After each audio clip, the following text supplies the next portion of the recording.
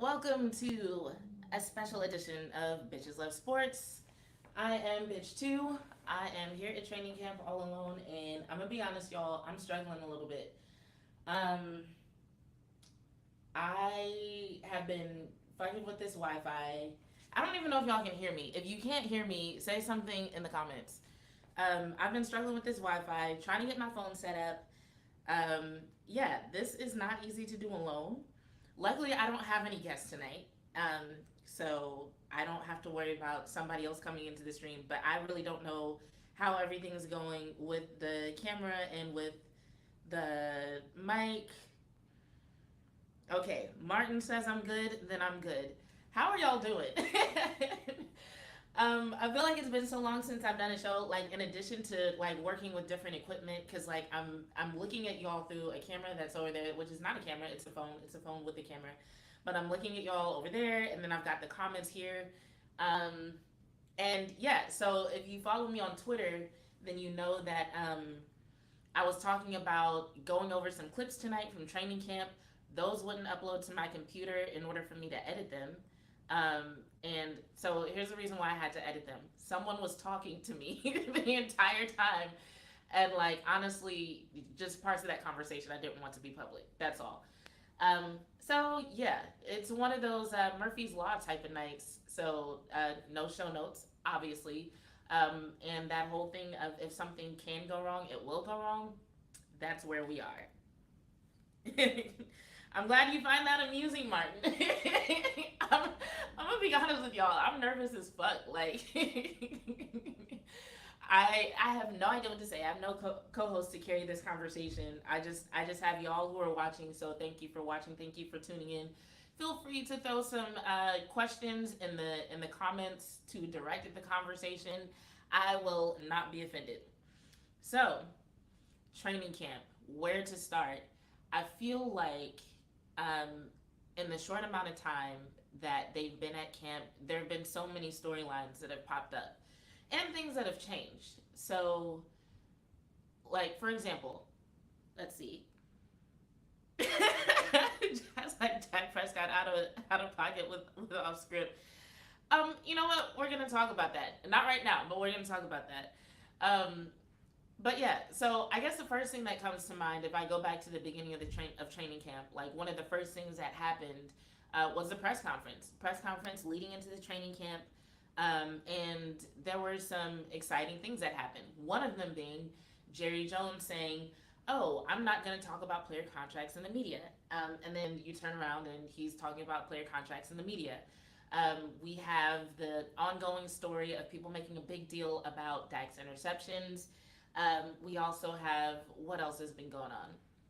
The wide receiver 4 battle is something that a lot of people are looking forward to going into this camp. What else? What else? What else?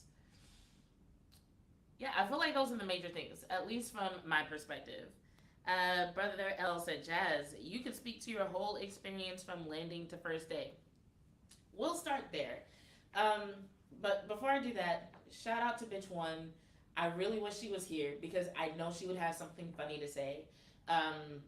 She couldn't make the trip because of work, and to be honest, I didn't ask her about joining this stream because every time we've ever tried to do anything after like 8 or 9, she has to go to bed. So maybe I should have at least asked, but yeah. So she's been busy. She's been working. I've also been busy. I've been working, but shout out to her. Also, shout out to everybody who has contributed to making this trip possible, whether it was a financial contribution or you gave me advice or support or anything. There have been so many people who have been encouraging. As a matter of fact, I'll say this real quick about this podcast and how we've kind of been lumped into the group of Dallas Cowboys content creators. Like, when we first started, neither I nor S Payne was watching the Dallas Cowboys. We started paying attention to the Dallas Cowboys because, oh, also tell me about the lighting. I have like these lights set up that I borrowed, so like if it's too dark, like say something. I was kind of going with the after dark thing because I never start this late, but if it's like way too dark, let me know.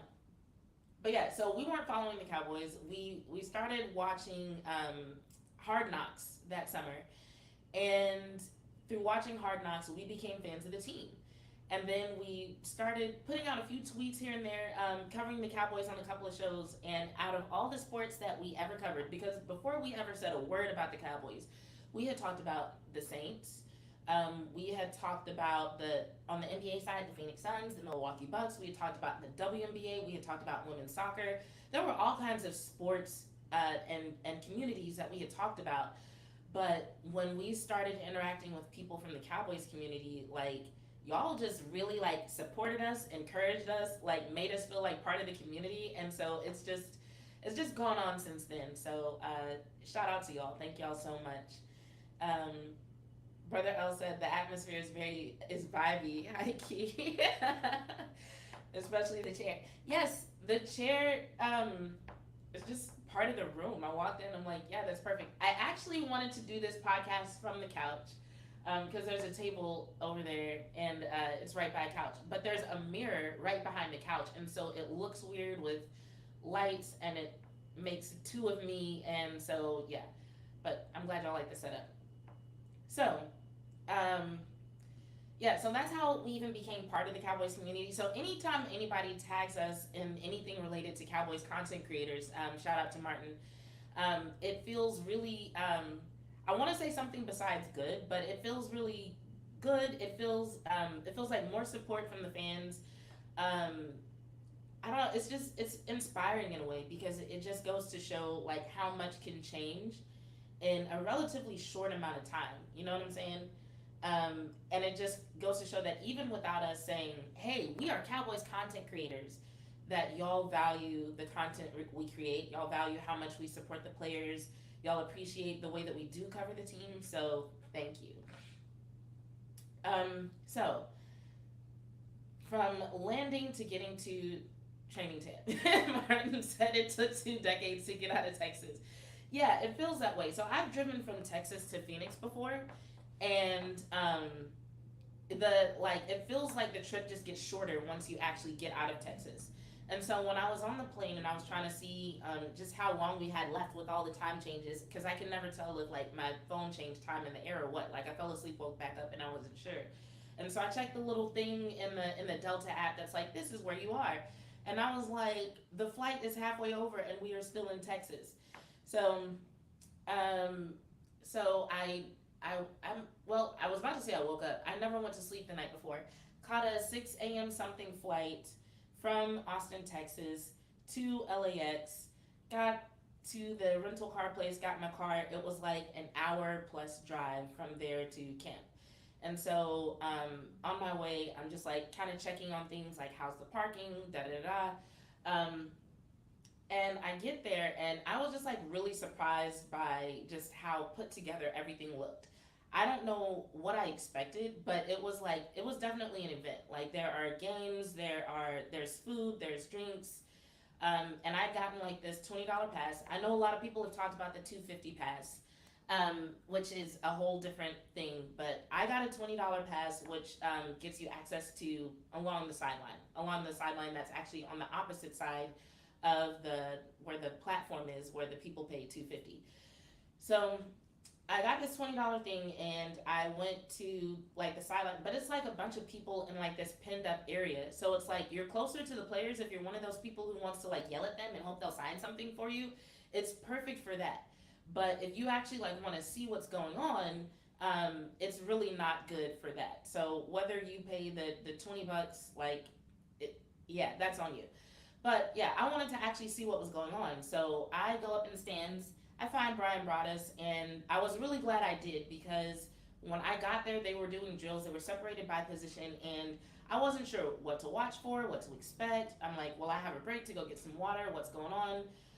And so he kind of helped me understand the flow of camp and what was happening and why they were separate. And then they would pause, and then they would get. Nick said 250 a day. Yeah, it's 250 a day for the super VIP section. And what that is like it's at least when I was there, it was closer to the offensive side, and it's like a raised platform, and there's actually shade. So I'm assuming it's not as hot. The sun isn't in your face. I mean, and because it's raised, you can actually get a better view as opposed to the sideline people. Martin said maybe he'll go next year. My connection's getting deep over here. You know, it would be fun to have you. Like, I feel like everybody should make it out to training camp. How is it linking with the well-known and on the Cowboys content creators? I'm gonna get to that in a second, brother L. But yeah, so for the entire time I was watching practice, I was talking to Brian Broaddus, and he taught me the flow of practice and what to expect, which definitely helped because they were just like moving around, and then there would be an announcement, and I'm like, what's happening next?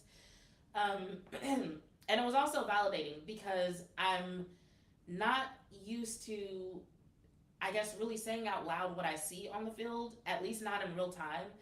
And so there was this one point when they were doing, I don't remember what kind of drill it was, because like at one point they were doing scenarios, and Coach McCarthy would be like, okay, it's 4th and 7, and they would like set up something and they would do something to try to get a first down or something crazy like that. I don't think they ever did like 4th and 7. They did like 4th and 3, 4th and 2. It's like short ordered situations trying to get a first down. And like the the O line just fell apart. And I turned to Brian Broaddus and I was like, okay, I know they're not going 100%, but I feel like they're supposed to be going hard enough to not get run over like that, right? And he was like, yeah, you see it. And I'm like, okay. I just wanted to make sure because I don't think they're doing it right. So just knowing that I can see even the easiest of things, but I'm actually correct. I'm just like, yes, progress. So we watched practice. And then it was actually after practice that I went and talked to Law Nation and J Tuck. Wes was actually near them for a while. He was trying to start a Pay Zach Martin chant, and I could tell there was support from the crowd, but nobody like really joined in. So do with that information what you will. But yeah, so when he was doing that, I was like trying to record, and that's like another thing that made me want to edit the videos, because like not only was he yelling, but here's this other situation that was really funny, right? So I'm sitting there talking about us, and I hear somebody behind us go, Will Greer is better than Patrick Mahomes. And I'm just like, that's quite a take. And this person had a lot of really interesting takes, but this person was also like 8 years old. And so I threw that out there to say, and I said this to Brian Broaddus, I was like, I think every time I hear a crazy take on Twitter now, I'm just gonna assume it's like some child who got their hands on a phone and they're just on Twitter saying crazy shit. Now, that's harder to do when that person is Pat McAfee. It's a little bit harder to do. But, you know, for all these, like, you know, faceless profiles on Twitter, I think from now on, I'm just going to be like, yeah, some 8-year-old got their hands on a phone and they set up a Twitter account, and now they're on here talking all kinds of shit about my face. It's okay. Pat on the head. It's whatever. Like, not worry about them. But yeah, I can't remember the other things this kid said, but me and Brian Broaddus were cracking up at this kid the whole time because he had so much conviction. You know what I'm saying? He was just like, he just knew he was right. When he said Will Greer is better than Patrick Mahomes, you could tell he felt that in his soul. He was just like, everybody on our team is better than everybody in the NFL. He's like, Dak's better than Patrick Mahomes. Will Greer is better than Patrick Mahomes. And I was like, somebody please let Will know that he has a fan. Let's see. Y'all, Brother L is hilarious. If y'all don't go to Vach's Twitch streams, y'all should. Like, Vach is good on YouTube, but his Twitch streams, oh my god, hilarious. And Brother L by himself in the comments will have you cracking up. I was in tears yesterday just going back and forth with L. I'm serious. So get that kid on the pod or get him in his own. Yo, that would be entertaining as hell. Like, just to have a kid just with crazy takes and I gotta respond to it, like, with an actual argument. That might actually be kind of fun. But yeah, kid had conviction. But yeah, afterwards, I linked up with some of the other content creators and we got to chat. We didn't like go out to eat or anything. I was hoping that I would get to hang with them, but like, I literally hadn't slept in a long time. So I was like, yeah, let me get back to my hotel, check in, and then I cut up in the Twitch stream with Brother L and Vach and the other people who go to that, and it was pretty much bedtime, which is another reason why I didn't get these clips uploaded, because I was gonna do it last night and I was like, I'll do it tomorrow, because in my mind I'm like, they're on this iPhone, I can just connect to Wi-Fi, email them to myself, or upload them to Google Drive, and it just didn't work out that way. Tried to upload them to Google Drive, they wouldn't upload. I tried to connect them to my computer, they wouldn't transfer. Like, I tried to get them to go to the iCloud so I could just download them from the iCloud. Did not work. So, and if I sound a little stuffy, I am having a allergic reaction to something in LA. It's been making my eyes a little itchy and watery, and it's been affecting like my nasal passage. So I'm sorry if I sound terrible. Jazz head might blow up like an airhead. What? Y'all are funny. So what else? Okay, we'll play this game. If I were showing you clips tonight, this is what I would show you. Because at some point, I'm going to show them, and like, feel free to ask questions. So one thing is the interceptions and drop balls. While I do think that people are making too big a deal out of them, I also think that the way people are talking about them is a little bit one-sided. Everything's being portrayed as an issue with Dak and his abilities as a quarterback, but I saw, and I'm gonna have to go back and look because I need to write down who it was, because I'm still in a mode where it's like I'm kind of watching one player at a time. Some of y'all are really good at watching the whole field at a time, and you could see a play unfold one time and be like, and name everybody who was on the O-line, who the tight ends were, what the personnel was, all this shit, right? I'm not there yet, sorry. So I have to go back and look and see if it was the same person or if it was different people. But a lot of the dropped passes looked a lot like what happened with Simi, where it hit him in the hands and then went in the air. Hold on, y'all. Give me 1 second.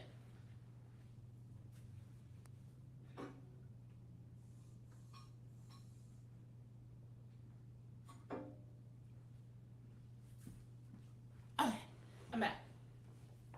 Hopefully that holds me for a while. Good God. Wainwright, that's a new name. Welcome to the show. Says it takes time to develop that vision. I believe you, because everybody I know who operates like that, they played the game and they've been talking about it for a long time. So I'm like, I never played football, never coached it, relatively new to talking about it. I've watched it for a long time, but I always say that like talking about football is like learning a different language. Like there have been times where I have a tape, but I literally can't express it the right way because I don't know the terminology to even describe what I'm saying. So thank you for acknowledging that. But yeah, so what I did see though was like a lot of those passes look similar to where it's like, I don't know if Dak is throwing the ball too hard. Brada said it kind of looked like the angle at which he's throwing it, where basically it's like instead of the ball actually coming at the numbers, it's like they're hitting it on, the ball is hitting them in the hands, but the hands are over here. And something about the trajectory and the force behind it, there were about 3 or 4 times where I saw people get hit in the hands and then either drop it or it would fly in the air or something. So I do think there's something going on there that they're going to have to adjust to. I don't know if it's that they need to get back in the mode of, after the offseason, like getting used to catching like really forceful passes, or something else needs to be changed. But I don't think it's just Simi, and I don't think it's that Dak is a bad quarterback. I just think there's something there that needs to be adjusted in order to minimize that. What else? Same route. See, Martin, that's one of those things that I have to look at a couple times to even like know if it was the same route. I can tell you once I watch it a few times, but I haven't watched the videos enough times to like know if it was the same route. I can tell you it looks like each person was ending up in a similar spot. So there's a high chance that yes, it was a similar route, if not the exact same route. But as far as like me and watching routes, I'm still at a point where it's like, I have to watch, sometimes I have to like watch a play backwards just to be like, where did that motherfucker come from? Like I was watching a clip earlier today where it was like somebody went to the back of the end zone and then went out to the corner, but like I saw them in the back and I saw them run to the corner, but I didn't see like where they started. So stuff like that is still kind of fucking with me a little bit, but I'm working on it. Oh, and on that note, that's another thing that I would probably talk about. I really like the fact that Dak is throwing to Mark. Oh, fuck. Hold on. I'm going to try something else. So I went to Little Tokyo and I got some sake. I think this is like a strawberry flavored one. And since I don't have our traditional gin and tonic, I'm going to crack this open. But yes, there's a Little Tokyo in Los Angeles, near Los Angeles. And they have a grocery store and it sells sake that is really hard to open. But anyway, yeah, that's another thing that I would probably talk about is the fact that I like the fact that Dak is throwing to more moving targets.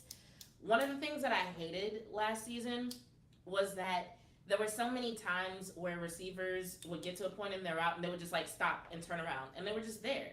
And it's like if a receiver is just standing there, hell yeah, it's easy for somebody to, jump the route and take the ball or tip the ball or just fuck it up some kind of way, right? So I really like the fact that I didn't really see any times where players were just like running to a spot and then just stopping there.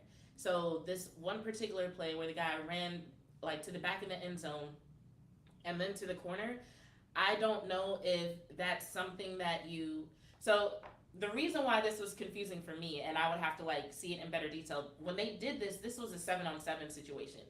And so Dak literally turned around, ran the other way, and then ran to the left side of the field. And I was like, why the fuck did he turn around and run? And then I was like, okay, maybe he's pretending like there's an O-line there and the pocket is collapsing or something and he has to run out of it and go the other way.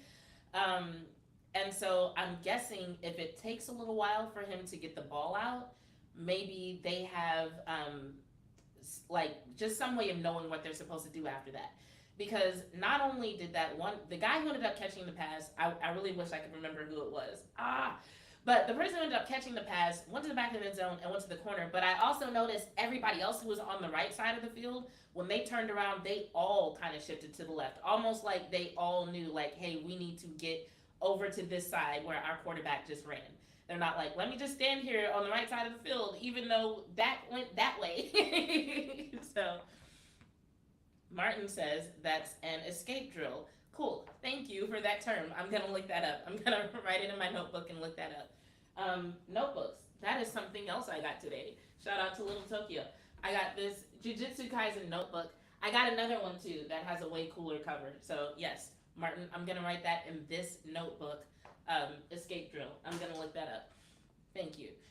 So Nick says he hit Schultz on a touchdown against the Bucks in playoffs with that left rollout.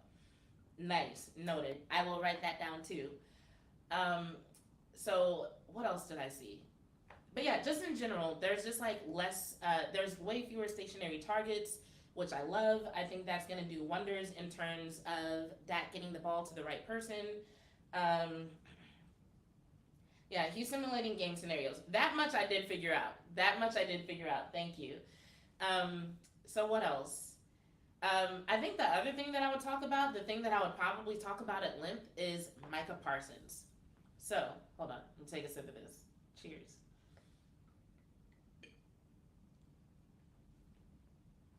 That is delicious. So, Micah Parsons, when I tell you he is taking this combat training seriously, oh my goodness. So, there's two major things that I noticed about Micah. One is height changes.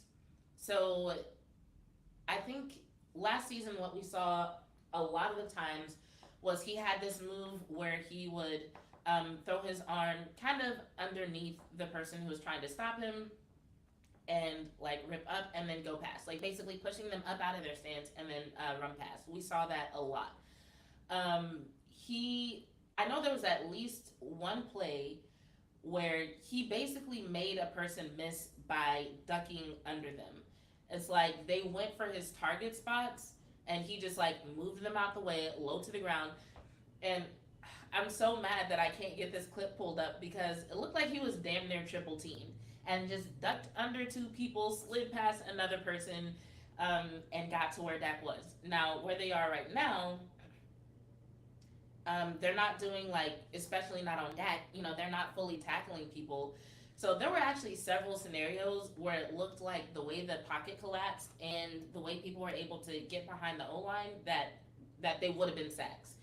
Um, Dak was using his legs a lot, but there were a couple of times that I'm like, yeah, had that person really wanted to take you to the ground, you would not have had time to run away.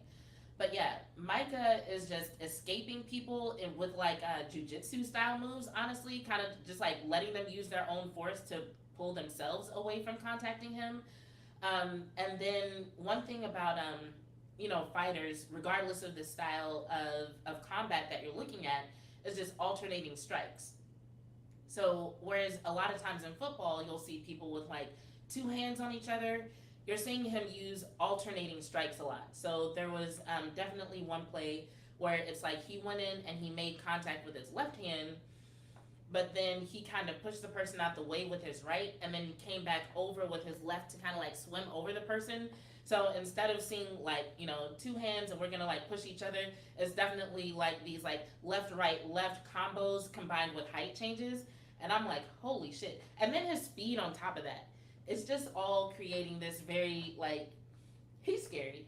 He's scary. He's scary to watch. I'm just like, how do you even escape that? But he's turned into a completely different animal in terms of his approach to what he does. So the fight training definitely paid off because not only does he seem more fierce, he's more prepared to use his hands. And he's more prepared to use them not just to be like aggressive, which I think is what a lot of people thought was going to happen when he said that he was taking boxing lessons because he was getting tired of getting hit in the face. I think people thought that he was just going to be more aggressive, but like he's actually smarter. He's actually like looking at his opposition, looking at their stance, looking at how they're responding to him, and then using various movements to either use their force against them or to get past them. It almost looks like he's using less force against them because he's being smarter about how he approaches them. So, he's using, Martin said he's using the lineman's leverage to determine his next move. Absolutely that, but he's using it in a way that I personally have never seen before. Micah did a ski move more to Sexy Red. Oh my god. I don't really keep up with her. It's funny, I don't, like, when I start hearing about people that I don't keep up with, I'm just like, you're doing too much. I don't even know what's going on with her, but I just keep hearing shit about who she's dating and that, she supposedly sells pussy. Like, I don't know. But yeah, word to Sexy Red and whatever it is you do. He's playing chess while the linemen are playing checkers. Absolutely. 100% he's playing chess while the linemen are playing checkers. Like, I don't know, it's so advanced. I'm so mad that I cannot get these clips pulled up. I'm gonna have to send them. I'm gonna try tonight, like after I get off. I didn't want to do this too late because I didn't want to have like nobody in the comments. But after we sign off, I will definitely try to get those uploaded.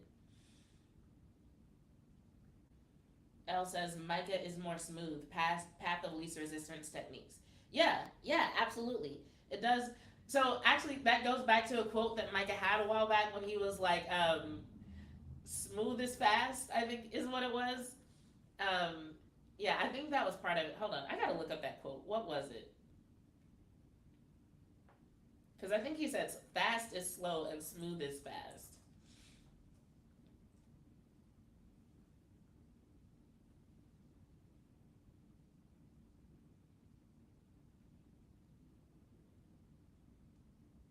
Yeah, I'm finding, so that quote originally came from like Navy SEALs. Like there was some Navy SEAL who used that a lot, or a group of them, and then like Micah, kind of made sort of a reference to it during an interview. I don't remember all of what he said, but I do remember him saying like smooth is fast. So yeah, that definitely applies. Smooth is fast. Micah is using that to his advantage, and it's paying off. He looks ferocious. Honestly, the whole defense, they looked hungry. there were some things that I didn't like on the offensive side, but I'm not gonna harp on that too much because one thing that I have picked up is the fact that when it comes to training camp, the defense does usually seem to be ahead of the offense. So I'm not gonna make a big deal about the things that I saw in the O line, although I did kind of make a joke about it earlier. Um, but I'm not gonna harp on it too much. I do kind of want to wait and see a little bit more. Um, but the things that I do like on the offensive side, when Dak gets the ball out quick, which he's very good at, things look really good. And even a couple of times when it took him a little bit longer, although I do think he's gonna need more protection in order to hold on to the ball for a while in actual game scenarios. But when it comes to the skill players, they knew what to do and where to be, and it looked like they were doing their jobs. Just got to work on that protection. So I'm optimistic. Um, Fox said, "I see. You see what? What did I miss?" Thanks for showing up, Fox. I appreciate you. What else? What else? So we talked about. Oh, somebody shouted me out when they found out about Simi being hurt. So that was something else that I didn't talk about when I talked about like when I landed and what I saw when I got there. So yeah, I was looking for Simi. Of course I was. Simi's one of my faves. I was looking for Simi and I finally found him and it was because of his hair and that made me sad because he was not wearing a helmet. He was not participating by the time I actually got my eyes on him. Because for most of the time that I was there, the offense was on the other side of the fields from where I was sitting. Um, and so, yeah, I saw him without his helmet. And the only reason I didn't tweet it was because I wanted to know more. And I don't know if that's one of those things that might eventually like bite me in the ass. Because like I know a lot of people they're like, I gotta be the first to acknowledge something. I gotta be the first to, say XYZ. Um, and I could have been the first to say something because I looked at Twitter to see if anybody knew anything about what had happened to him, and nobody had said anything. But I just really didn't want to like go on Twitter and be like, Simi's not participating and not have anything to go with it, and like maybe make a mountain out of a molehill. So I just kind of waited. Um, Turns out it's a quad contusion. So the thing about quad contusions is you could be looking at recovery time anywhere, depending on how bad it is. It could be anywhere from 5 days to a couple months. Now, the fact that he was like walking around, he didn't seem to be in any pain. He wasn't like limping, but he was walking slowly. Um, that makes me think that it's mild because most people that I know who get those kind of contusions, if they're bad, you end up limping. Because what the quad muscle does um, is the quad muscle basically it's responsible for knee extension, right? So that along with other muscles and tendons, da da da, it basically helps with patellar alignment, making sure you don't hyperextend anything, so on and so forth. So quad muscle, knee extension, and so yeah, usually if people have a really bad contusion, they end up limping because they can't extend their leg properly without pain. So he wasn't dealing with that, so that's a good sign. But he also was walking pretty slowly, and the fact that it was a contusion and not like a bruise or temporary pain, that also says something. So I'm really sad because I wanted him to be healthy. Um, I wanted him to do well this year. I really think that he was going to do well, especially with them getting pads on. I know a lot of people had a lot to say about Simi and the one tip pass, whatever. And a lot of people weren't impressed with him in the first week. But the thing about Simi is his strengths are in his physicality and his size. So in my mind, I'm like, once they get pads on, we're going to see a whole different side of Simi Fehoko. And I was really looking forward to it. And while we're on the subject, I'm going to talk about why Simi is one of my favorites, because I think a lot of people don't understand that either. So Simi's story is one that I can relate to personally, as far as athletic development, and it's also something that I see in a lot of athletes that I work with. So if you ever hear him talk about becoming a receiver, or if you ask him about it, like one of the things that he mentions is that when he first started playing football, like he didn't think that he was going to be a receiver. He ended up being a receiver because he went to some event, some 7-on-7 something, and he said his own words. At the time, he was quote unquote garbage. Just as a football player, he was garbage. So he goes to this 7-on-7 event, some random thing, and the team that he's on, they need a receiver. So he decides to be a receiver. And it just turns out that his his ability to jump really high helped him out that day. There was a scout, and he ended up getting a D1 offer.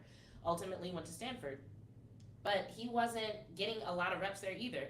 And if you've ever been an athlete, you know, like, yeah, practices make a difference, but also the amount of snaps that you can get in a game, that also makes a difference. Because while it is a game, it's also more opportunities to get better at what you do, more opportunities to get to like build chemistry with your teammates, so on and so forth. So basically, like, the less you play, the more of a gap there's going to be between you and your other teammates. So Simi's been dealing with this like opportunity to play gap for the entire time he's been playing football. So for him to overcome that and still have enough skills to get noticed, enough to be, you know, an NFL draft pick, and to end up, you know, on the 53-man roster for the Cowboys, like, to me, that says a lot. And I can relate to it because playing roller derby, I started off not being very good, had to prove myself. Took me longer than it took the other people who made the team with me. And it took me practicing a lot on my own, busting my ass, going to the warehouse at like 5 a.m. on Fridays before work so I could practice certain moves. And then eventually I moved to Austin and I made the travel team for, at the time, Texas Roller Girls was ranked number 7 in the world. So the fact that I made the team, I was like, holy shit. But I was on the B team. And I wasn't a starter on the B team. So even at practices, I wasn't getting as many reps, which also meant I wasn't getting as much feedback from the coaches. I wasn't getting as much personal experience to give feedback to myself. I wasn't getting reps that were caught on film, so I couldn't even watch myself as much. So people were like, well, if you want to be on A team, you gotta catch up and get your skills up. And I'm like, well, how the fuck am I supposed to do that if I can't even practice as much as everybody is practicing? But you know what? Eventually I did make the A team. So, like, when I talk a lot about Simi, it has more to do with that. Like, yes, I've said he's good looking, he's hot, whatever, da da da. All that shit is cool. But honestly, like, as an athlete, I think he's inspiring, and he's also like a really good dude, a really cool dude. He has a beautiful family. Like, he's so goofy, he's so funny, and I just wanted to see the dude win. That's it. Nick said, bro, always hurt. Yes, he is. Rub it in, why don't you? LVE was a suspect. This is also what I heard, that it was LVE's fault. So, Martin says, he'll be good. I'm not worried. He might practice Saturday. I would text him, but I'm not bothering him. Okay, so you just texting Simi now. Okay, cool. Text him and tell him to answer my DM then. Appreciate it. Rule of 2 says roller derby is awesome. Agreed. And Martin said it's a journey, getting better every day. Agreed. So, yeah, those were my major observations initially. I also got some really good footage of Deuce Vaughn and Cavante Turpin doing this really fun drill after practice. So basically somebody would toss a ball in the air, and then they'll like spin around so they like lose sight of it. So they'll spin around a couple times and then try to catch it. So it was fun watching them show off doing that. I think Turpin at one point tried to catch 3 balls at one time. Not like at one time, but like he caught one and then tried to catch the second one without dropping the first one and then tried to catch a third one. So that was fun to watch. But yeah, those are like probably my biggest takeaways as far as what I saw on the field. Martin said noted. Thank you. Vaj said he's reciprocating support. That is so sweet. Thank you, Vaj. Any unsung or undercovered players that surprised you or caught your eye? For me, not right now. Now, I will say this. I don't know if this person... No, come back. Hold on. Sorry, I was trying to grab my sake. It fell over. I don't know if this person is considered, like, to not be covered enough, because I hear their name quite a bit, but, Nashawn Wright, I've actually seen some really good things from him. Now, I wouldn't, like, don't take my feedback as a sign that he should, like, get more play time or he should make the roster. I'm not saying that. I'm not ready to pass that kind of judgment on anybody. Like, this is why I'm not really big on making predictions, because it's like I'm still learning how to evaluate players. But one thing that I can say is that there have been some times where people have shared clips of him like doing a really good job, but when the clips are shared, it's always shared as like, oh, this receiver should have done this differently, or they should have done this better. There was a clip that was shared of, it was Nashawn Wright against, I think it was Tolbert, and when I saw it, the person who shared it was like, oh, Tolbert should have stacked right here, and he should have done this to help his quarterback, yada, yada, yada. But I'm looking at it, and I'm like, well, yeah, in a perfect world, he would have done that. But the reason why he couldn't is because they were going too fast. Like, Nashawn Wright wasn't giving him the space to do that. So from my perspective, I'm seeing Nashawn Wright just force Tolbert against the sideline and be like, no, you're not cutting back in. You're not going to stack. Like, I know where you want to be for the sake of your quarterback, and I'm going to make sure you don't get there, even if that means putting myself in your fucking right pocket. I don't care. And so I see things like that from him. Like, his speed is definitely an asset. The way he can legally stay on top of a receiver like that is definitely an asset. So things like that impress me. Now, whatever his other responsibilities are supposed to be, or what people aren't seeing from him, I can't really speak to that. I want to spend more time with these clips and spend more time just like comparing him to other players just to see how I feel after that.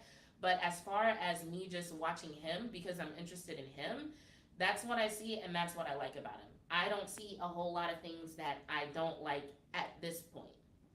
Not a whole lot. I didn't say nothing. I don't see a whole lot personally. I just think that it would be nice to see him given a little bit more credit for the good things that he does do. Is all. So yeah, Tolbert was guiding Kelvin where to line up. You know what? Let me say this about Jalen Tolbert. I like what I'm seeing from him this season. Like, anybody who listens to me, you probably never heard me talk about Tolbert a lot. And I think there was one article that actually like verged on negativity in terms of what I wrote, depending on how you look at it. Um, but I like what I've been hearing about him. Just like, if you listen to me, you know that I'm really big on players' stories and just what kind of athlete they are. Like, the stuff on the field is cool, but I'm very interested in like what kind of person they are, what kind of athlete they are, what sets them apart, especially from a mindset perspective. And so hearing about Jalen Tolbert investing so much time and energy and effort into like really being a different type of athlete this season, that's impressive to me. Like, when I hear coaches bragging on him and just how well he's learning everything, the notes that he's taking, the way he's interacting with other players. Obviously, Dak took special interest in him for a reason. He said that Dak told him to read Relentless by Tim Grover, which, if you've ever read that book, one thing that I found interesting was that also people were talking about Jalen Tolbert looking bigger this season. And in Relentless, Tim Grover actually writes about how he encouraged Michael Jordan to hit the weights and get bigger to be better at his position. So I know he probably would have done it anyway, but to me, like, those things are linked. I just think that's really interesting. Tolbert going from safety to wide receiver. Ha ha ha. Martin got jokes. Nick said, Eric Scott, keep playing man the way he is. Sorry, I'm reading this all wrong. Let me try this again. Eric Scott, keep playing man the way he is. Shit. Hopefully that was long enough. Nashawn on practice squad. You might be right. A lot of people are very impressed with Eric Scott, and rightfully so. So we'll see what happens there. Like I said, I'm not predicting who's going to be on the roster as of yet. It would be nice to be able to make those predictions. I hope that before the 53-man roster comes out, I have enough confidence and enough insight to at least make a halfway decent prediction. So we'll see how that goes. This says Kelvin Joseph. That is bread and fire. Oh, is that the burnt man toast reference? I was like, bread and fire. Y'all are hilarious. I appreciate y'all for making me laugh because this day has been stressful. How long have I been live? A little over 49 minutes. I'm so football deprived. I'm excited for the Hall of Fame game tomorrow. Yeah, that should be fun. I'll be at practice tomorrow. Tomorrow's my birthday. That's why I'm sitting here in my underwear drinking sake. I'm not in my underwear. No, I'm joking. I'm wearing shorts. Um, yeah, tomorrow's my birthday, and I will be at Cowboys training camp. It'll be a good time. I'm very, very excited. What other questions do y'all have? What else do y'all want to talk about? This episode will probably not go on Spotify, so we can take this wherever y'all want to go. Um, I'll give y'all a second to put some stuff in the comments, but I will say this. So content might be kind of random for a while. One, because I did have some people support me in making this trip. Going to LA for 5 days is not cheap. And so there are a couple of businesses who were like, if you tweet about us, we'll do this for you. And I'm like, okay, sure. I've also got some interviews lined up because as much as we love Cowboys Nation, we still do cover other sports, and we still will talk about women's sports and some other stuff that's going on in the world of sports. Um, but if you watched this our first season, there were a few bonus episodes. So every now and then I would talk about anime, or I would talk about a show that I liked, or something along those lines. So there might be a couple of episodes coming up where I start off talking about Cowboys and then I interview someone who has nothing to do with the Cowboys, but it'll still be a fun conversation. So just letting you know. 3234 Pooch says Leo season. Yes, agreed. Um, Elle said, is it time for the media versus Dak talk yet? Um, Give me 1 second, because I do want to comment on what Jerry Jones said, and then we can talk about the media versus that. But feel free to throw some comments for me to respond to, and we'll talk about that. Nick said he'll wish me a happy birthday tomorrow. Thank you. I'll be looking forward to that. Martin said, happy early birthday. Thanks so much, Martin. You've been so supportive. I appreciate you. And Nick said, Spurs coming up to... Oh, I cannot forget. We will be at a Spurs game, maybe more than one. So yeah, I started off this episode kind of referencing some of the first things I noticed. So the issue with Jerry Jones, I'm gonna just cover that real quick. So in the first press conference, he was like, I'm not gonna talk about player contracts in the media. And that is exactly what I wanted to hear. And then recently, if you've heard any of the quotes, he was talking about, I can't pay Zach Martin and pay Micah Parsons. Not a direct quote, but that's essentially what he said. And I didn't like it, one, because that's not true. And two, even if it was true, that's not something that the fans really need to be thinking about. And it's also one of those things that I hope doesn't leak over into the locker room because, that is one of those things that potentially other players could hear and be like, oh, is this how he talks about one of the best players on the team? And they might feel away. Now, what I actually expect is for, if they do hear about it, for the players to let it go in one ear and out the other and they move on and do their job.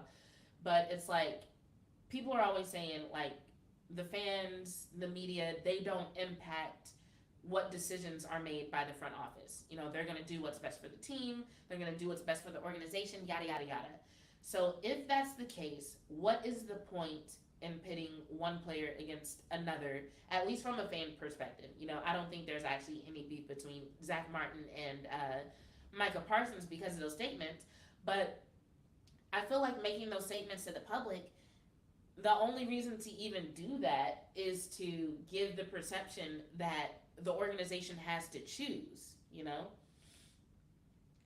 Brother L said, I heard Leos were cool, but they say the best people are made in the fall. Happy early soul day, though. No, the best people are definitely made between July 23rd and August 22nd. Or that's not when they're made, but that's when they're born. So I'm sorry someone gave you that impression, Brother L, but I'm here to correct you. Jerry saw McCarthy wasn't there. He felt nefarious.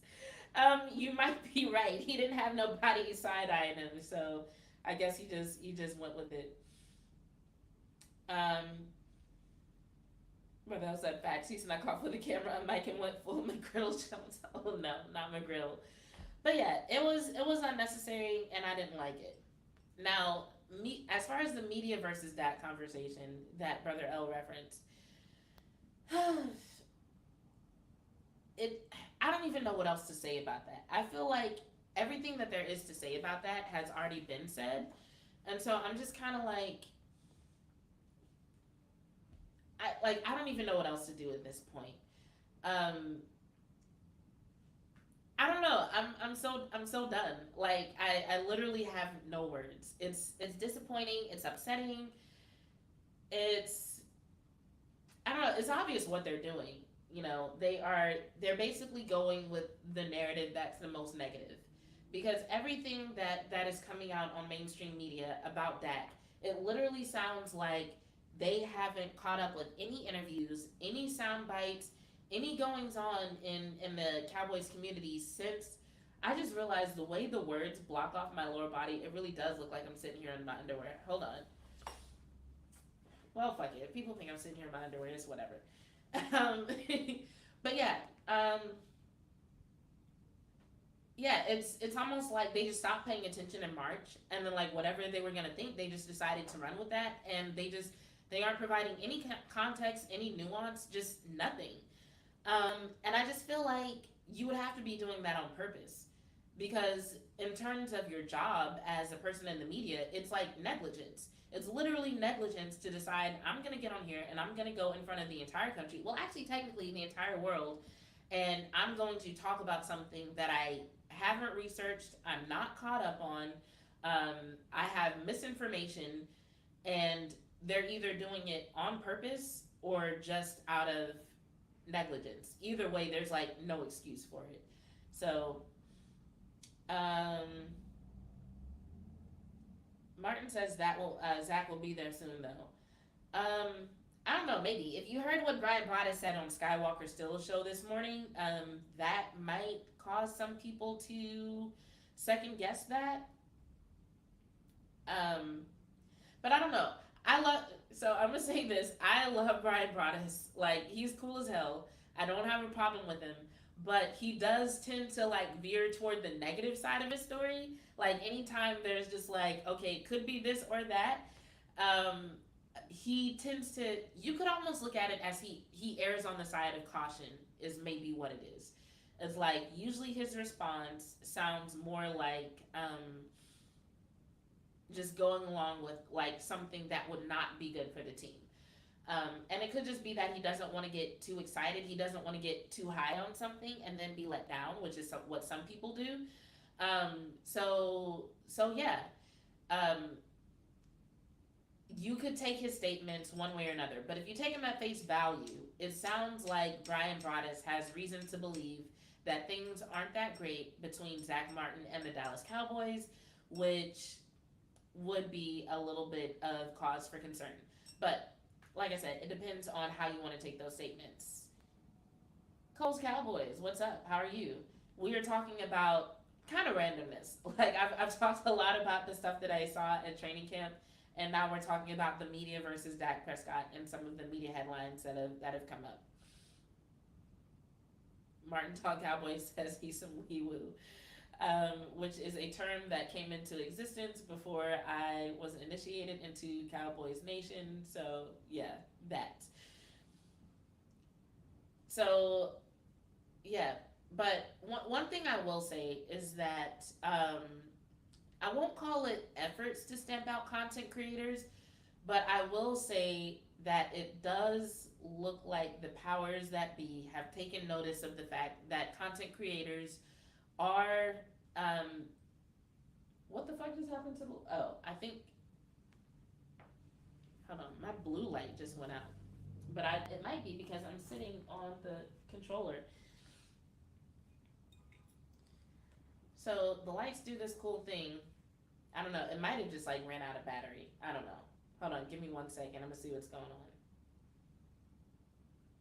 I think it's this one.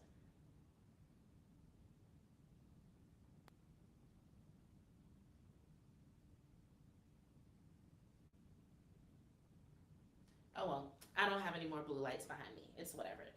Um, but yeah, so I think the powers that be have noticed that content creators are gathering audiences and that they are influencing fan culture. And I think the powers that be are trying not to let that happen because influence over fan culture equates to um, it equates to engagement and it equates to dollars, you know? So that's like practically a currency. And so while I don't see like a lot of direct attacks, I do see various media outlets kind of taking steps to try to stay ahead of the curve, so to speak. Um, and so I think when it comes to content creators, I think we just need to kind of like take that in stride and stay committed to providing context, um, talking about the nuanced side of some of these stories, telling the truth, despite what the powers that be might try to do in order to discourage us from doing that. Because at the end of the day, I think that's all it is. They're trying to steal engagement. And I fall into the trap sometimes. I say all the time, like, okay, we shouldn't retweet certain things, we shouldn't give certain things light. Um, but the reason why is because essentially they're using us to get their engagement. So it's like they'll say something outrageous, a clip will go out about it, and they know content creators have these big followings, and we also love our players, so we're gonna start defending them, and then by defending them, we actually provide them more engagement, right? Now, one thing that I did say earlier in the off season, I was like, yeah, all these stupid ass rankings lists, like we gotta stop giving like to those because a lot of times they didn't even come with a take. It's like the person who made them didn't say anything, didn't provide any reasoning for their rankings. They just like made a list, put Dak Prescott somewhere randomly on the list, put Kirk Cousins above him, posted it, and was like, okay, now we'll get our engagement. So that bullshit, like we have got to start ignoring that. Um, but when it comes to longer clips from sources that people consider to be reputable, like Pat McAfee, like, yeah, I fell into the trap. I quote tweeted it, so sue me, but I don't know. I felt a way about it. Pretty soon I'm gonna start posting Dak Riders under the ops. I like that. I like that. I feel like Dak defenders have a lot of nicknames, but that's the first time I've heard a nickname for the Dak haters. Dak Riders. I like it. Um, my hashtag is gonna be give me the Dak. Y'all are so funny. I'm gonna slap Dan Orlovsky. Just please get it on video if you do. I so here's the thing. I actually, outside of his takes on Dak, I actually like Dan Orlovsky, and I really hate that he's turned into this Dak hater because like I really liked his content, and I don't know, maybe it's because he like has such good chemistry with Ryan Clark because y'all know I love Ryan Clark, um, but yeah, I don't like feeling like I have to be against Dan Orlovsky, but lately I feel like I have to be against Dan Orlovsky, and I hate that. It's frustrating. So yeah, I really don't know what else there is to say about it. I'm trying to see if I can.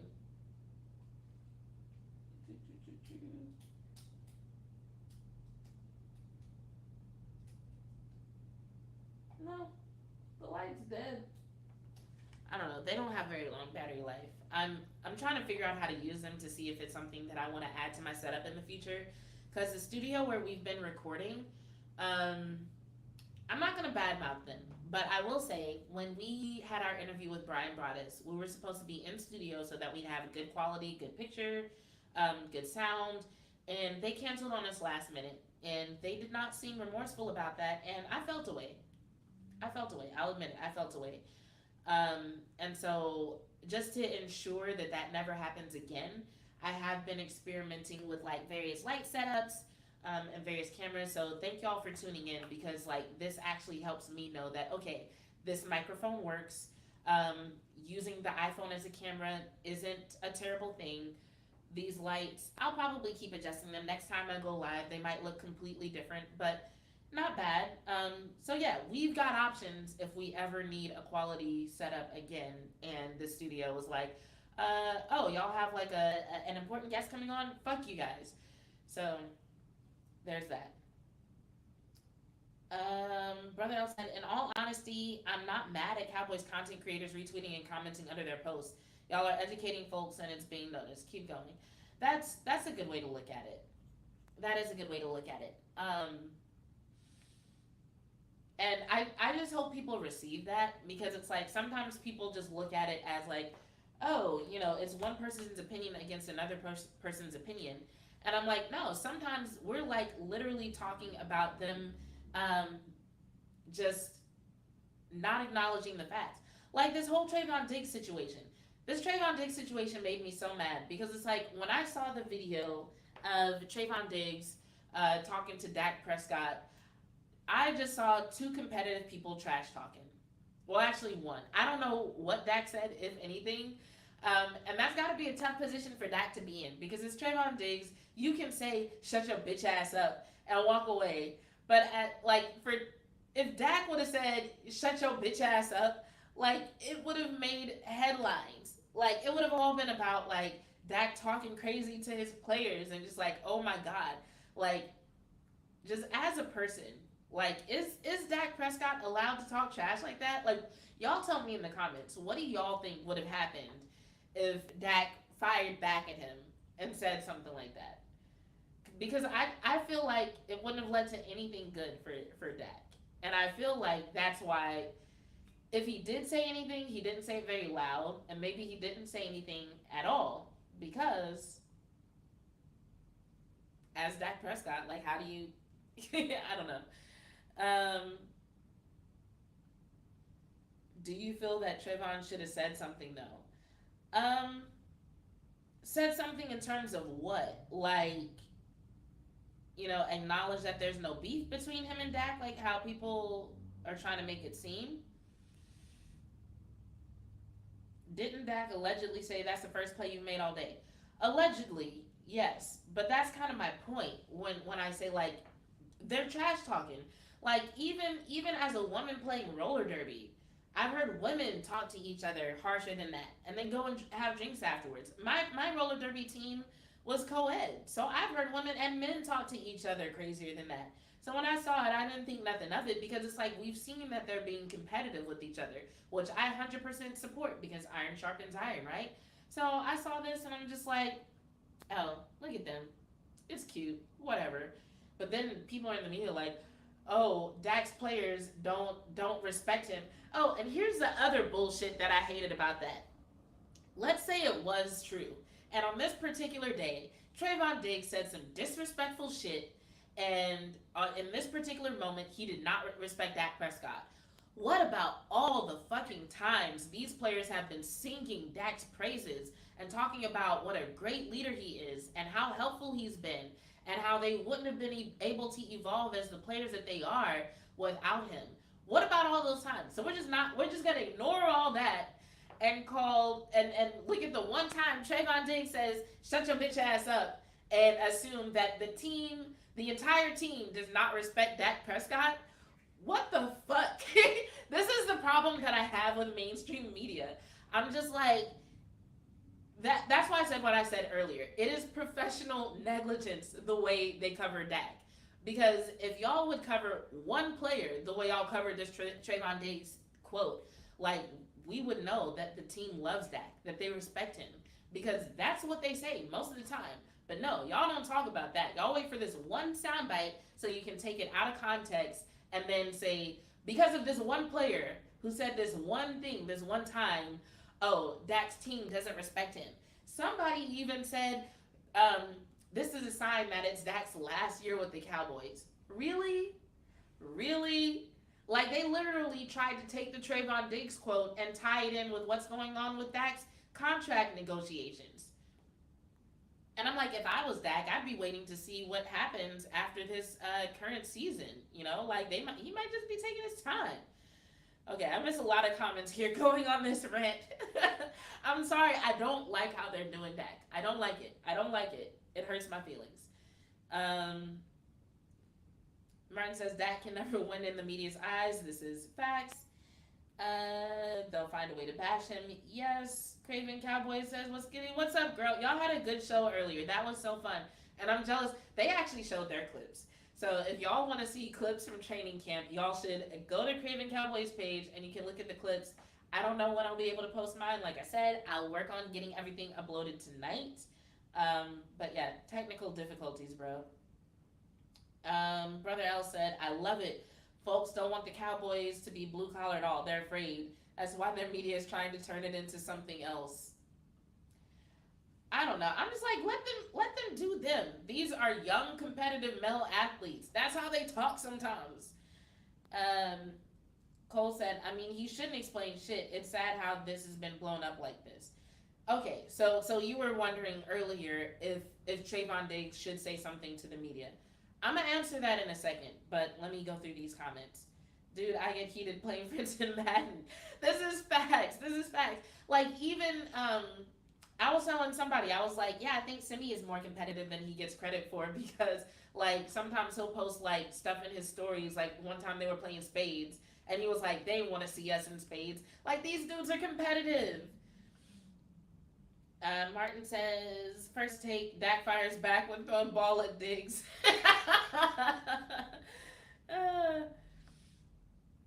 And then the Eagles trolls feeding off it just makes it. Eagles trolls are the worst. I'm just like, if I were like, okay, so for example, we know that like the media people at the .com at DallasCowboys.com, people who are in the building, they take notice of who's Dallas Cowboys content creators, right? If I were one of the equivalents for the Eagles, I would be so embarrassed by Eagles content creators because I'd be like, why don't y'all talk about us? Like, I would just be so embarrassed. Like, damn, we got these content creators, but all they do is talk about the Cowboys all day. Okay, fuck us then. Yes, precisely. And then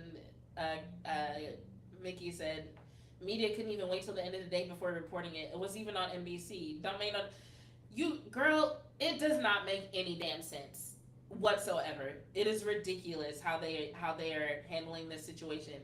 And it's the thing is, I feel like they have to know on some level that they're taking it out of context. They have to know.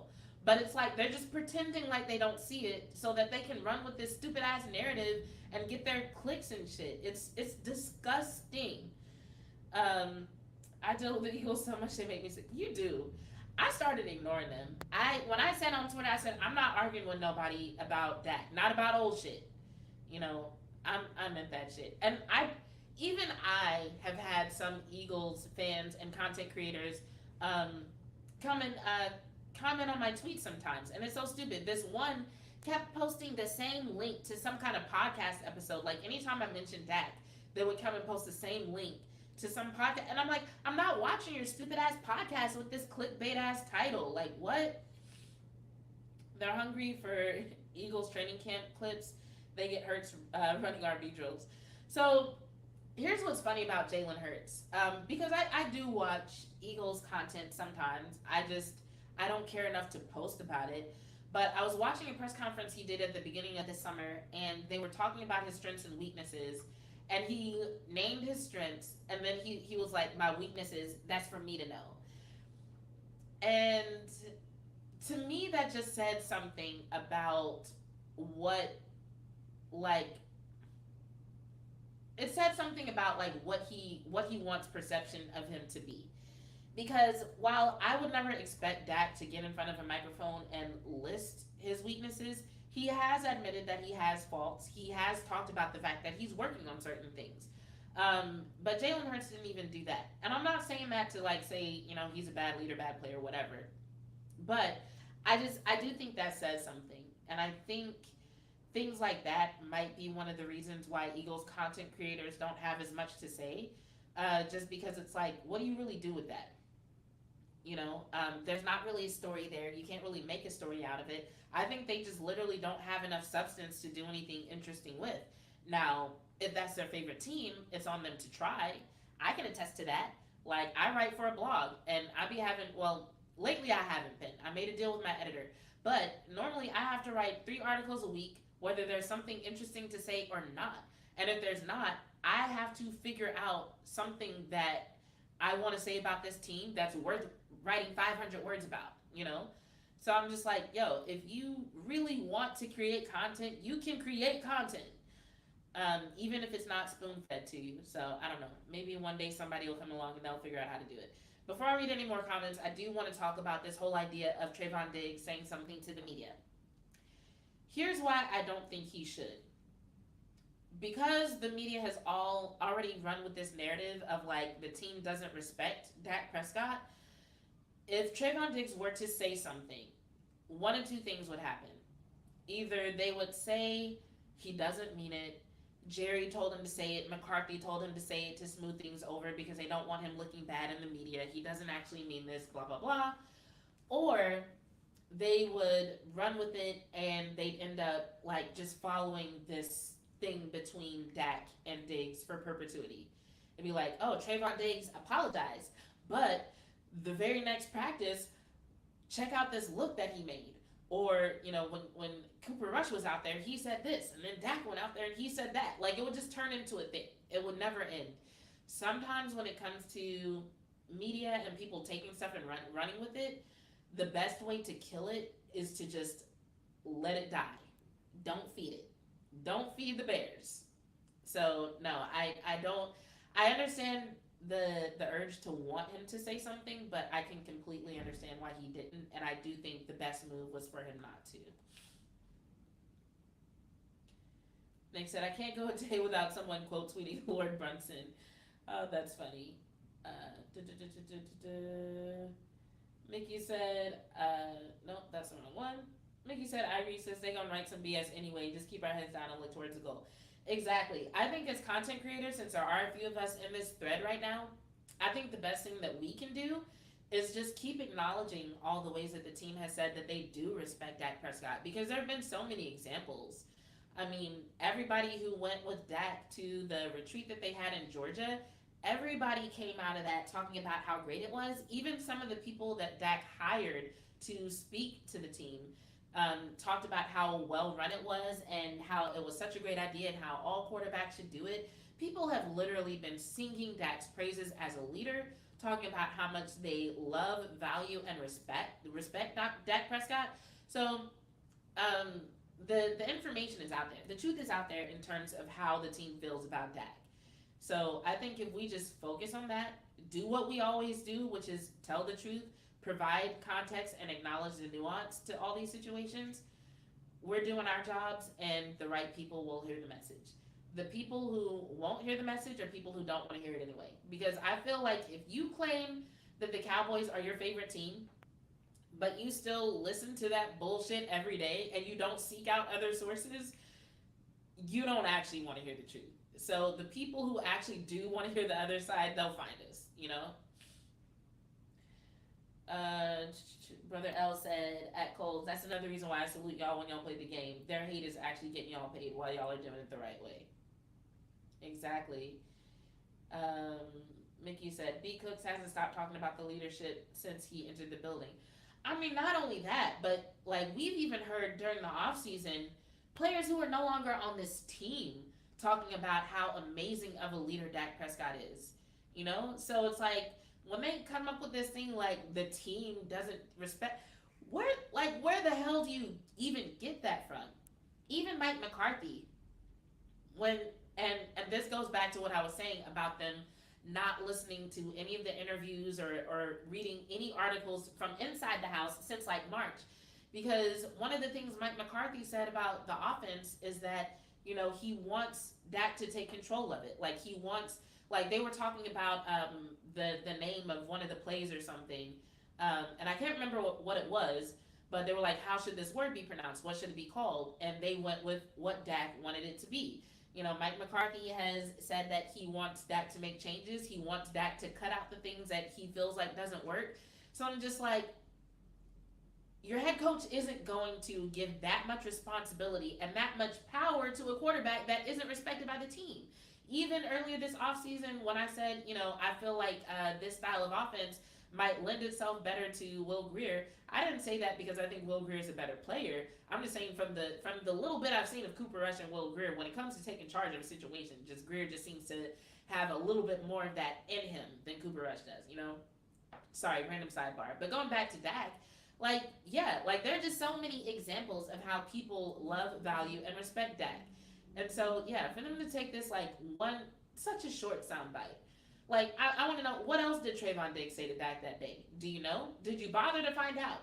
Did you even ask? Did you ask anybody? Or did you get this one soundbite and just be like, yeah, this is all we need. We're going to run with it? No, you didn't ask because I bet if you had asked anybody, which is what, as a journalist, as a member of the media, that's what you're supposed to do. You're not supposed to take one soundbite and make a headline out of it. What you're supposed to do is do your due diligence and actually research the story. You're supposed to find out, okay, if Trayvon Diggs did say that, what was behind it? What happened the rest of the day?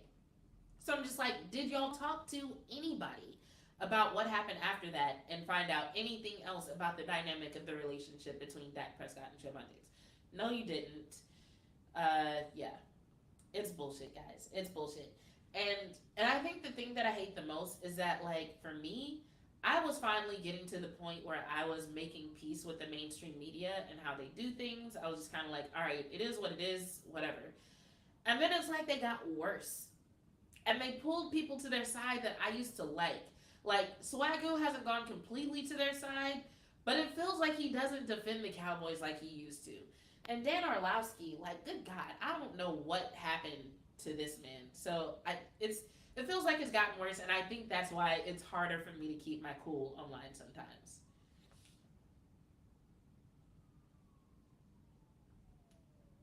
Like, they can talk about how well Dante been playing and the fact that he sacked Dak on that plays anyways.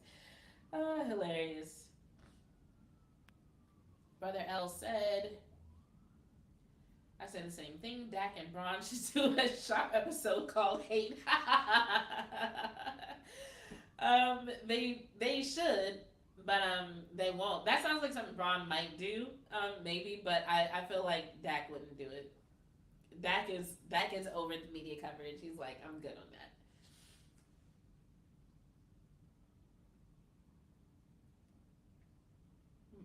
Wait, what is happening? Vaj said, if I play y'all in Uno, I'm cussing.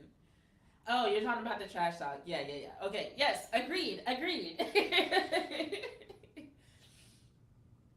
What else? Vaj ain't built for the type of Uno we play. Oh no, here we go. I feel like next time I tune into Twitch, there's gonna be some sort of virtual Uno tournament. This could get interesting. Everyone's sleeping on Dante. Well, Nick, tell us more about Dante. You can tell us now in the chat, or you can tweet about it. Um, but yeah, so that's my stance. I don't know if there's anything to add to it. Dak Prescott will after he wins the Super Bowl. One thing that I love about this whole situation, I will say this, is that Dak does not have to say anything. Like, if he does what he's supposed to do, if he gets what he's been working towards, he doesn't have to say anything. There's literally thousands of people on Twitter with receipts ready to push the fucking button. He doesn't have to do shit. Like, that's the kind of fan base that he has. So I kind of like that he doesn't talk a lot on social media. You know, he posted the pictures of his little retreat. That was cute. I appreciated the content. I gotta say that I really appreciated that content. That content came at the right time. The pictures were beautiful. You, Simi, CD, all my faves. I loved it. Thank you so much. But yeah, outside of stuff like that, he doesn't have to say anything. So it's awesome. Swagoo lost a lot of points. Guess he afraid of getting cut like Keyshawn for back in the Cowboys. Maybe because like Swagoo, he did just recently have a contract renewal, so you would think he would feel like more confident in his stance. But good point about Keyshawn. They let Keyshawn go despite what his contract said. So like maybe he is trying to prevent himself from suffering the same fate. Like that rush hour scene with the girl saying push the damn button. Yes, exactly. Exactly. If Dak even makes it to the NFC Championship, that's gonna be the image playing in my head. Push the button. Oh my god. But yeah. Mike said, "El, remind me to talk Uno tomorrow." Okay. But yeah, that's pretty much all I got, guys. We've been going for a little over an hour. Um, Do y'all have any other questions about anything? Do y'all like my shirt? This is Savage Fenty.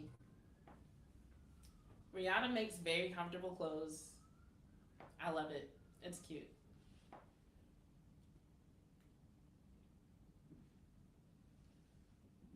Brother L said if we get to the Super Bowl, a lot of tarp will be laid out. Oh my God. I don't even know where to begin to in explaining that to anybody who doesn't know what that means. All I'm gonna say is Vach and Sky always tell y'all don't miss shows, and I'm gonna say just go ahead and add the stuff on Twitch to that as well. Don't miss shows, don't miss Twitch streams. Oh Jesus. Mickey said comfy undies too. So these are actually shorts. So I have a reputation in the derby community of just like wearing the shortest shorts ever. And this is why, because my shorts like literally. Oh, are you talking about Savage Fenty? Yes, they do make comfortable underwear. Never mind. But I also do have a reputation in the derby community for wearing shorts that are way too short. Um, Speak on my DreamCon experience. Sure. So DreamCon was amazing. I wish I had gotten to like run into more Cowboys fans while I was there, because there were quite a few of us there. The first day I went was actually on Dak's birthday, and I think next year we actually are gonna try to do an actual Cowboys meetup at DreamCon. But hold on.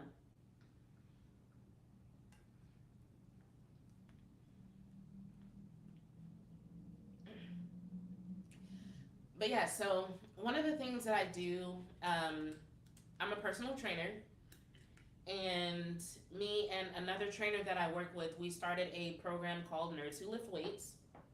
And so we have a Facebook group where basically it's kind of a community for people who have always felt kind of out of place in traditional fitness settings.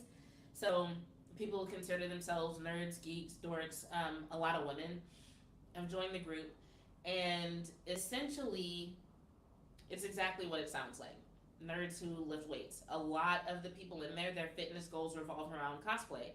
And so what we started doing is we go to these cons and we do panels where we talk to nerds about fitness and encourage them to like actually take that leap and attempt to transform their bodies.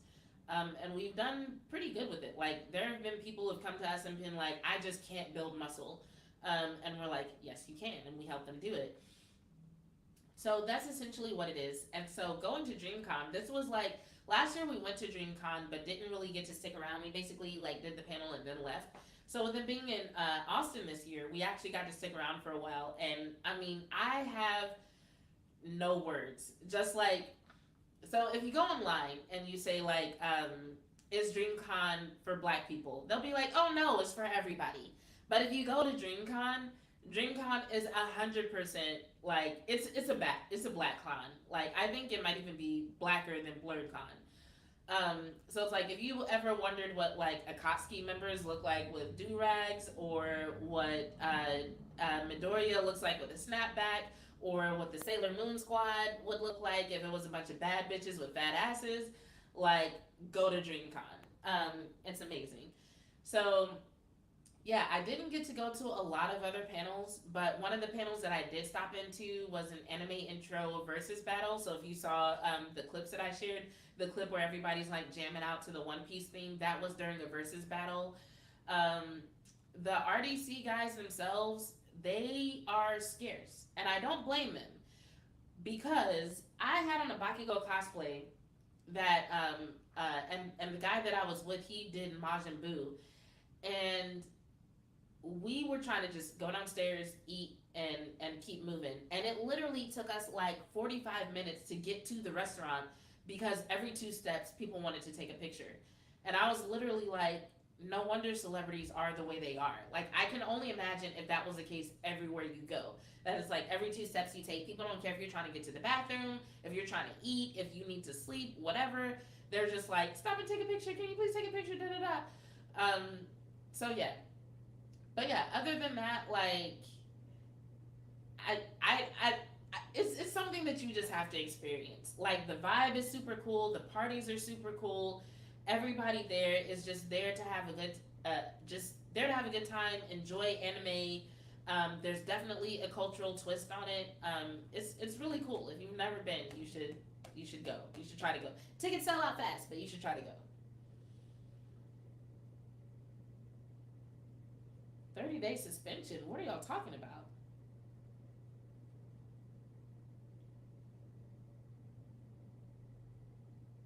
Oh, if we get to the Super Bowl, my Twitter will be suspended. Ha. Okay, y'all are funny. But yeah, I think that's pretty much all I have for tonight. So there will be other episodes this week. Like I said, some of the interviews that go along with those episodes, it might not match. But I'm kind of in a phase where I don't really know how to separate them, I guess. Like, because I know sometimes, like, Vaj, for example, has more than one channel, but he has a big enough following to support all that. I feel like I'm not quite there yet to, like, be making a second YouTube channel, so, yeah, it'll be like, bitches love sports, and bitches love anime, and bitches also love this other random person that has nothing to do with the Cowboys, and bitches love the Cowboys. So yeah, we'll just see how it goes. And if y'all hate it, feel free to tell me that you hate it, and then we'll see what happens. But yeah, we'll still be talking Cowboys, especially during training camp. But there will be some other stuff thrown in there, and hopefully y'all are entertained by it. Multi-genre, yes, exactly. We've always been that way, and we will continue to do so. Especially just like, I'll say this when it comes to covering women's sports, because like I've had some people say like, why don't you cover women's sports more?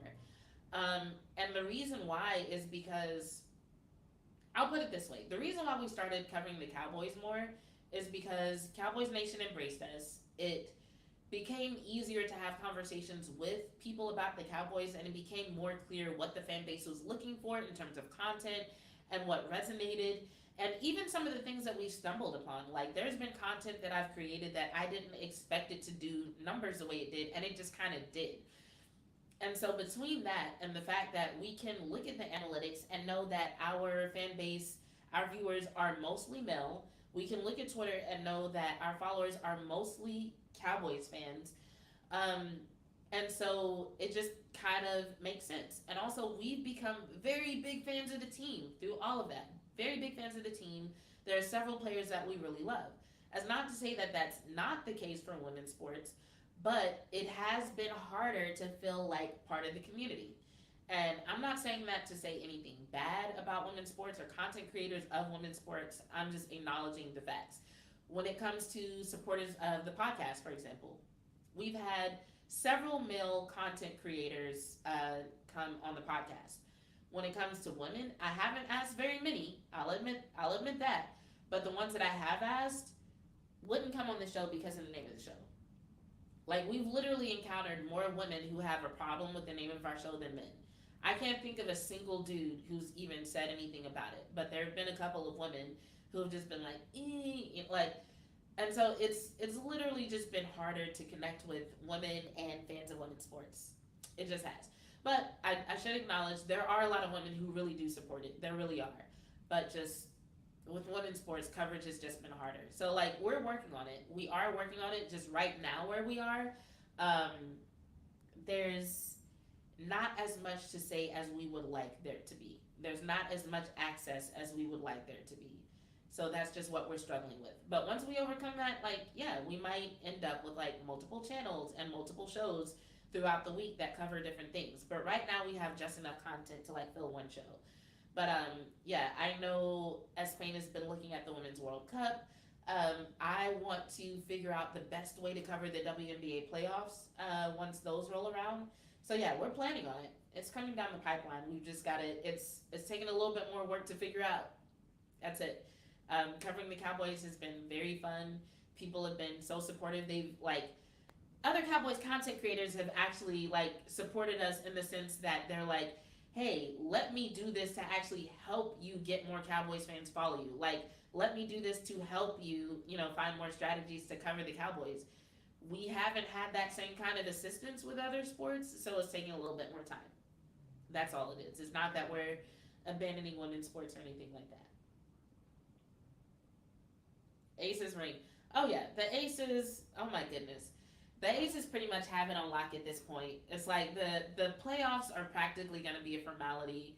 Like the Aces have everything. Even with Candace Parker being hurt, the Aces still have it unlocked without a doubt. I think at the beginning of the season, a lot of people were like, "Will it be the Liberty? Will it be the Aces? Will it be the Liberty Aces?" And now it's just obvious. It's the Aces. We all know it. If you put your money on anybody else, you make bad decisions. But on that note, anything else? Anything else? Anything? All right. Well, on that note, I will see y'all later this week. I don't know the schedule for anything. We're figuring it out, but I'll let you know as soon as I know. So until next time, I'm Bitch Two, and I'm out. Hold on, Brother L said. We'll talk. DM me, Brother L. Yeah, I'm out.